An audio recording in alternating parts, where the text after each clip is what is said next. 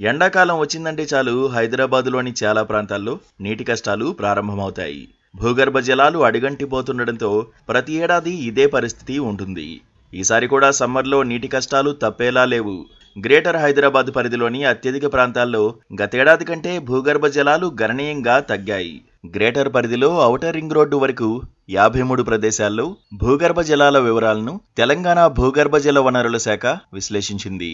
ఈ విశ్లేషణలో గతేడాది జనవరి కంటే ఈ ఏడాది జనవరిలో భూగర్భ జల మట్టాలు 1.33 మీటర్లు తక్కువగా ఉన్నట్లు తేలింది. హైదరాబాద్ నగర వ్యాప్తంగా 53 ప్రాంతాల్లో విశ్లేషించగా 33 ప్రాంతాల్లో భూగర్భ జలాలు తగ్గాయి. 2024 జనవరి కంటే జలాలు అడుగంటిపోగా మరో 20 ప్రాంతాల్లో మెరుగ్గా ఉన్నట్లు వెల్లడించారు. జనవరి చివరి నాటికి నగరంలో సగటున 9.46 మీటర్ల లోతున భూగర్భ జలాలు ఉన్నట్లు అధికారులు గుర్తించారు. శివారు ప్రాంతాల్లో మాత్రం భూగర్భ జలాలు పెరిగాయి. మెయిన్ సిటీలో మాత్రం గణనీయంగా తగ్గాయి. 2024 డిసెంబర్ ఈ ఏడాది జనవరి చివరి నాటికి హైదరాబాద్ నగరంలో 0.58 మీటర్ల మేర భూగర్భ జలాలు తగ్గినట్లు గుర్తించారు. రికార్డు స్థాయిలో కూకట్పల్లి ప్రాంతంలో 25.9 మీటర్ల లోతుకు భూగర్భ జలాలు పడిపోయాయి.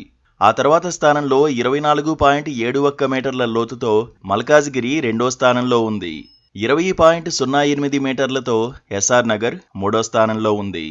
ఈ ప్రాంతాలతో పాటుగా ఎర్రగడ్డ, యాప్రాల్, ఫతేనగర్, దోలపల్లి, సెంబీపూర్, చెంగిచెర్ల, చాంద్రయానగుట్ట, మేడిపల్లి, హస్మత్పేట, గుండ్ల పోచంపల్లి, ఉప్పల్, పటాన్చేరు, రామచంద్రాపురం, మేడిపల్లి, జీడిమెట్ల, కుత్బుల్లాపూర్లలో 10 మీటర్ల కంటే ఎక్కువ లోతున భూగర్భ జలాలు పడిపోయినట్లు తెలిపారు. ఫిబ్రవరి నెలలోనే ఇంత లోతున భూగర్భ జలాలు ఉంటే ఎండలు ముదిరితే మరింత లోతుకు వెళ్లే ప్రమాదం ఉందని నిపుణులు అంటున్నారు.